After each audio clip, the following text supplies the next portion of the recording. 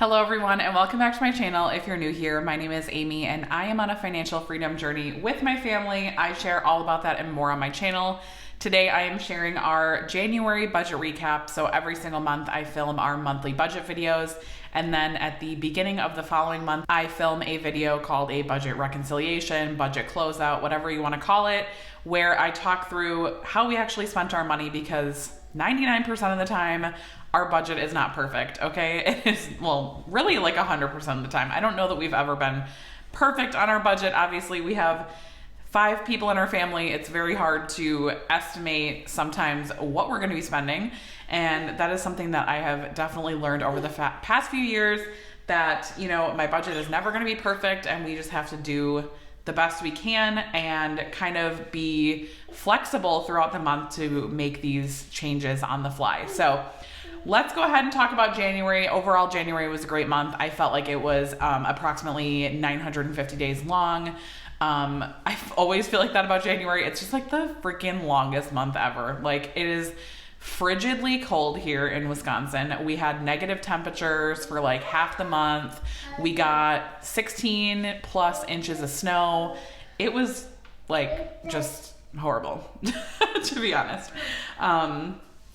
I have lived in Wisconsin my entire life, so 31 plus years, almost 32 years. And you know, they always say you'll get used to it, but I have never gotten used to it. Okay. I feel like I belong somewhere where the wind does not hurt my face most of the year. But let's go ahead and talk about January. So first thing we're going to talk about is income, because obviously we needed income to be able to spend. So for our W-2 income, my husband and I are regular W-2 employees.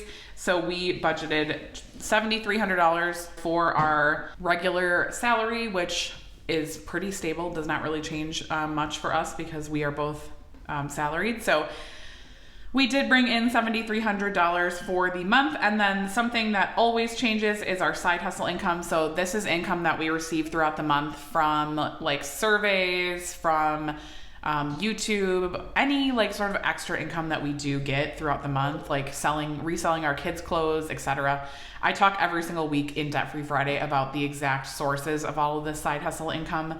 But for the month of January, we earned $343 in extra income. So total income for the month of January that we had to work with was $7,643. So let's see how we spent that money, and boy did we. Boy did we spend it. First item here is our mortgage. We had budgeted $2,100. We had spent $2,100.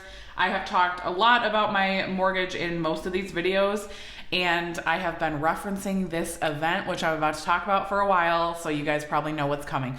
But we did get our escrow analysis for 2024, and we actually did have a decently large deficit, because they finally had kind of figured out like our property tax situation.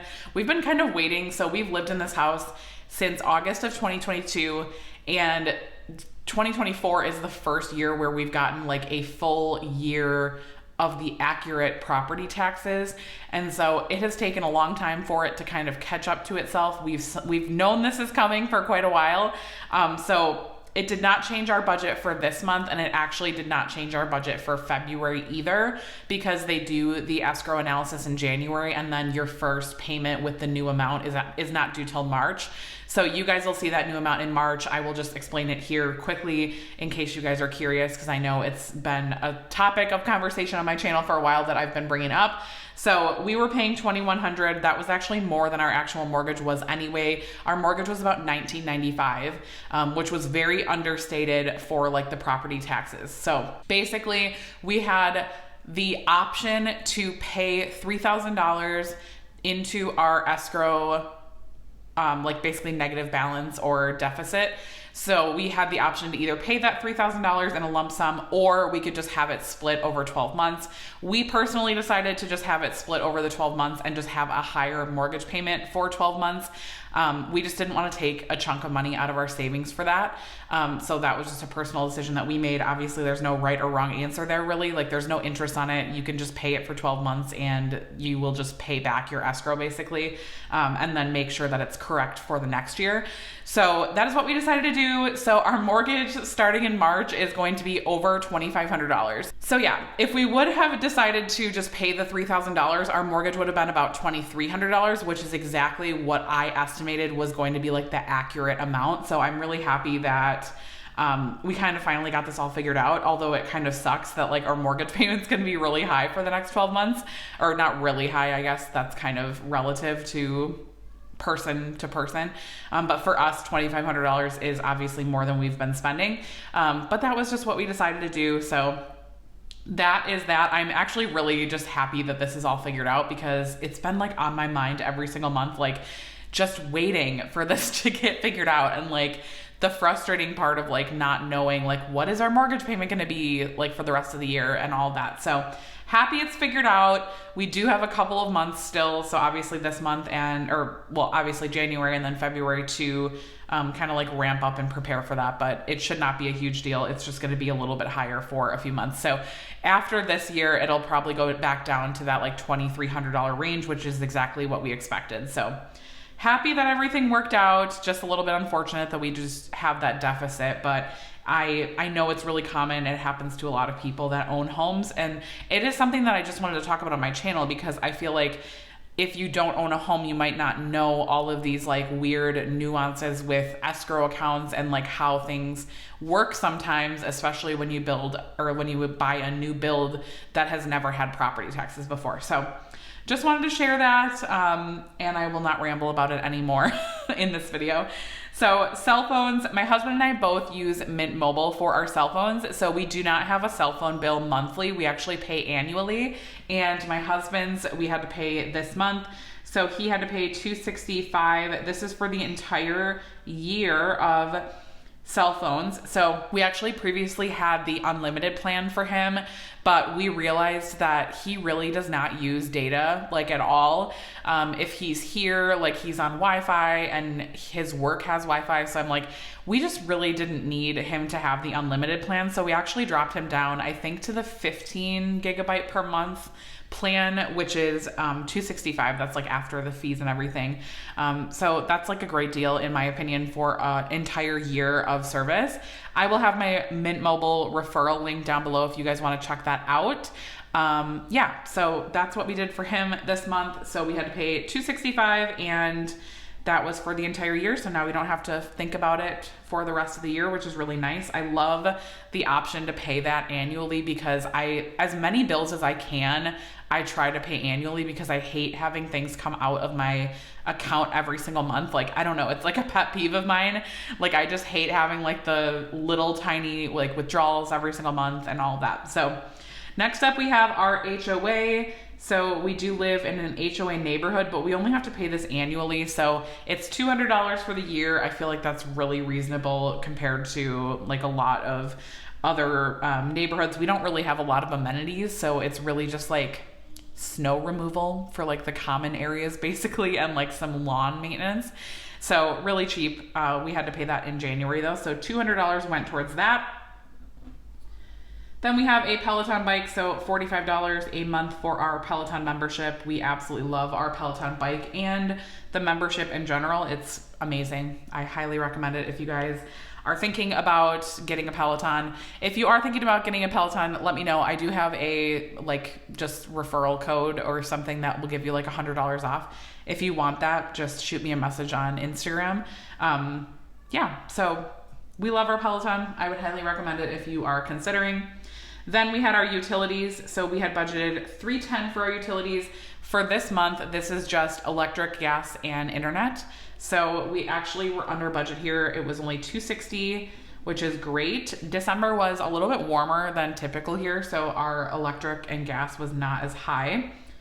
So that was really nice. So we got $50 back in our budget from that. Next up is childcare. My middle daughter, she goes to a part-time 4K. So we do pay for like the other half day for her to be able to stay there all day. And that is $585 a month for her to do that. Next up is giving. We have a recurring donation every single month to St. Jude in the amount of $100. And spending, my husband and I both get $100 a month in spending. That goes into our personal checking accounts, and then we can spend freely from that throughout the month on whatever we wish to. Then we're moving into our variable expenses. So I kind of have been breaking down our budget into these different categories. So we have income, fixed expenses, variable expenses, sinking funds, and our current financial goals. So those are like our big buckets of different expenses. We had budgeted $250 towards gas, and we actually only spent $204. We did not do a ton of driving in January. It was brutally cold. We also had a super horrible snowstorm where we got, 16 inches of snow. And so there wasn't, many places to go, which was really good for our budget overall in general. But yeah, it was not a super fun month in that way.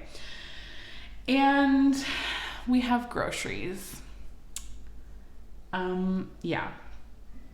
This just deserves a moment of silence. So we had budgeted $800 for groceries. So couple of things here to talk about.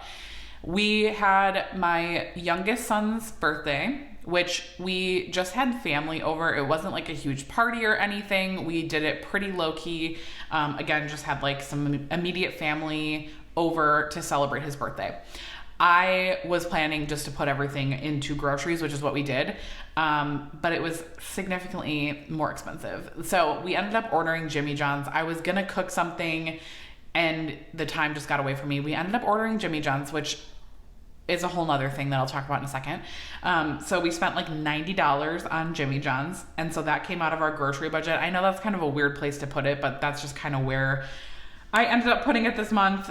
So that was a factor. And then also we did not eat out at all in the month of January. Okay, so you're probably like, you literally just said that you got Jimmy John's.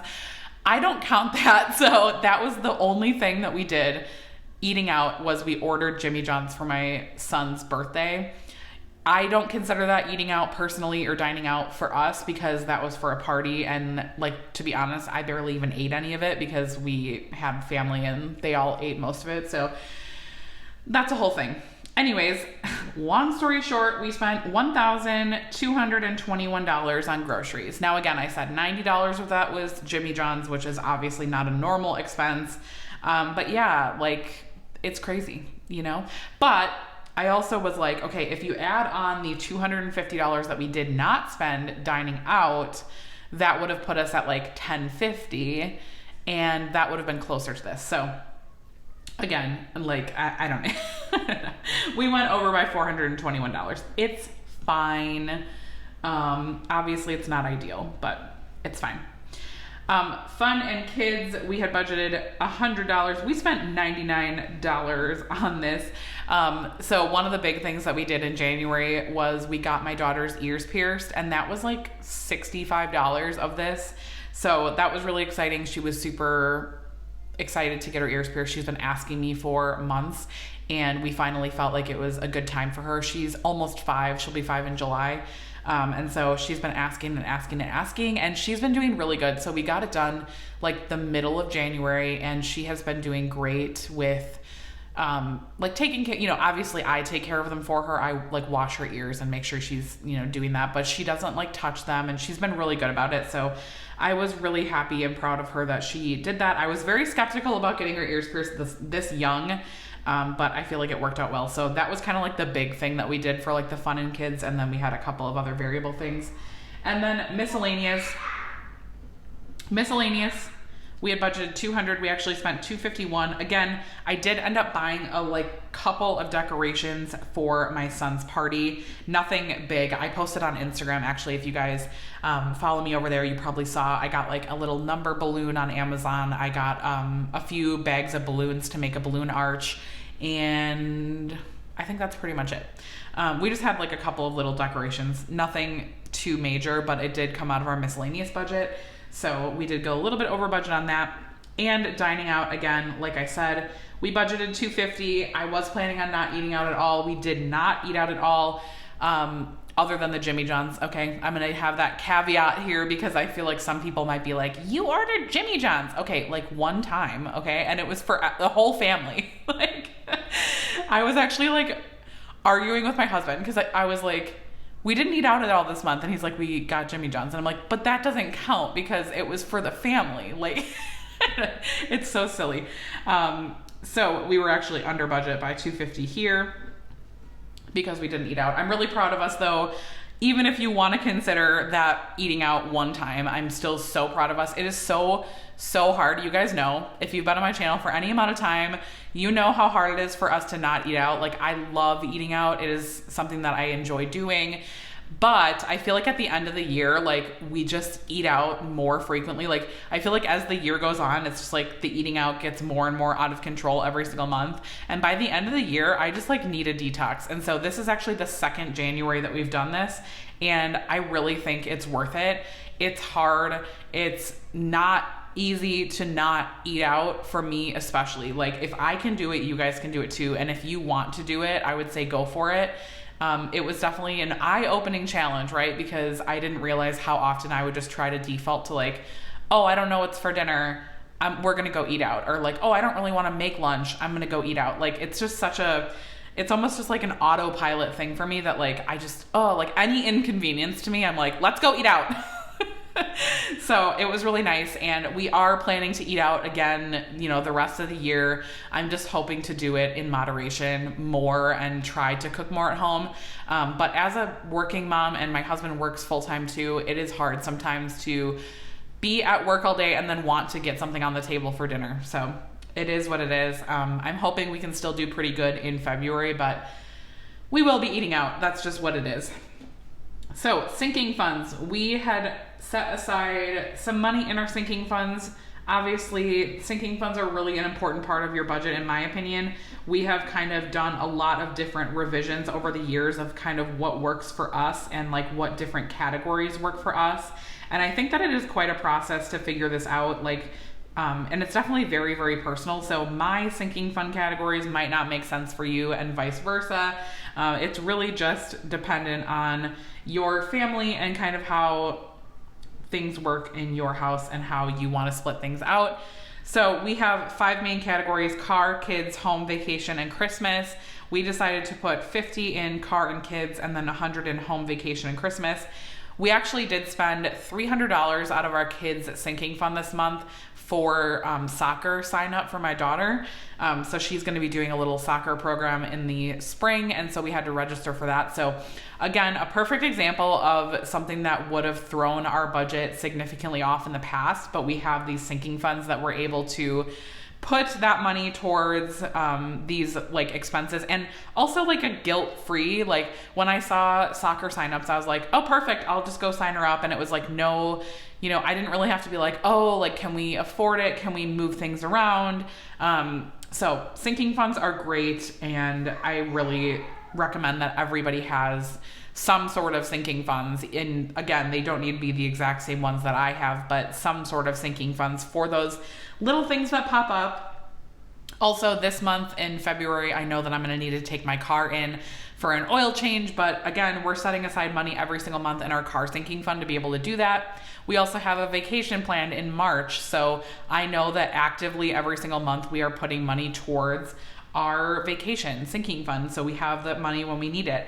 And Christmas comes every December. I'm not sure if you knew that, but every single December, Christmas comes around, and we always want to buy our family and friends and teachers and everybody gifts, and we are setting aside money to be able to do that. And even though it's January, I'm already thinking about Christmas next year. Like, it's always a process. It's always planning for the next thing. And that can be kind of an overwhelming part of a budget, but I think it's something that's really important just to make sure that you're checking in on it and making sure that you're saving up for the things that are coming: birthdays, sign-ups, annual fees, etc. So that is what we did for our sinking funds this month. Our sinking funds tend to be pretty much the same every single month. We really don't change this too much.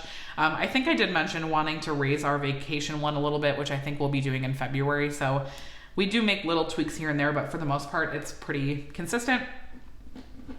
And our final category is our current financial goal, which is our basement remodel fund. So we were able to put $1,700 towards that goal this month, and that was at 22% of our budget. I love to be anywhere over 20. Anywhere over 20 is amazing. I'm always very, very happy with that. So that is what we had for this month. Let's go ahead and go over our little recap here at the bottom. So our total income was again $7,643. Our total expenses were $7,630, which leaves us with a positive difference of $13.